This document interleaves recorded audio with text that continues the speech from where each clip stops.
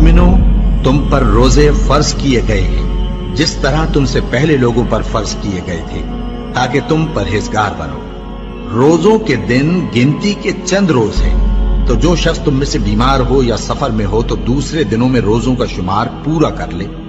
और जो लोग रोजा रखने की ताकत रखें लेकिन रखें नहीं, वो रोजे के बदले मोहताज को खाना खिला दें। और जो कोई अपनी मर्जी से ज्यादा नेकी करे तो उसके हक में ज्यादा अच्छा है।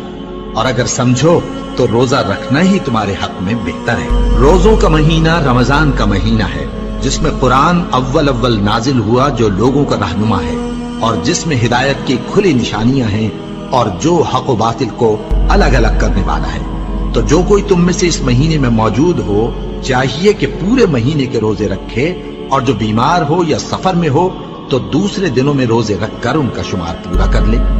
अल्लाह तुम्हारे हक में आसानी चाहता है और सख्ती नहीं चाहता।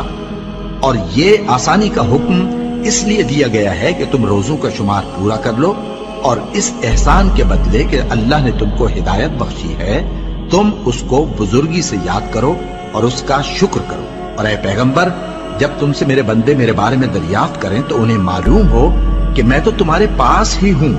जब कोई पुकारने वाला मुझे पुकारता है तो मैं उसकी दुआ कबूल करता हूं। तो उनको चाहिए कि मेरे हुक्मों को माने और मुझ पर ईमान रखें, ताकि नेक रास्ता पाएं। रोजों की रातों में तुम्हारे लिए अपनी औरतों के पास जाना जायज कर दिया गया है। वो तुम्हारी पोशाक हैं और तुम उनकी पोशाक हो। अल्लाह को मालूम है कि तुम उनके पास जाने से अपने हक में खयानत करते थे, सो उसने तुम पर मेहरबानी की और तुम्हारी हरकत से दरगुजर फरमाई। तो अब तुमको इख्तियार है कि उनसे मुबाशरत करो। और अल्लाह ने जो चीज तुम्हारे लिए लिख रखी है, यानी औलाद, उसको अल्लाह से तलब करो और खाओ और पियो, यहां तक कि सुबह की सफेद धारी रात की सियाह धारी से अलग नजर आने लगे। फिर रोजा रखकर रात तक पूरा करो।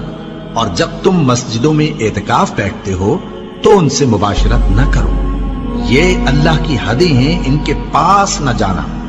इसी तरह अल्लाह अपनी आयतें लोगों के समझाने के लिए खोल खोल कर बयान फरमाता है, ताकि वो परहेजगार बने।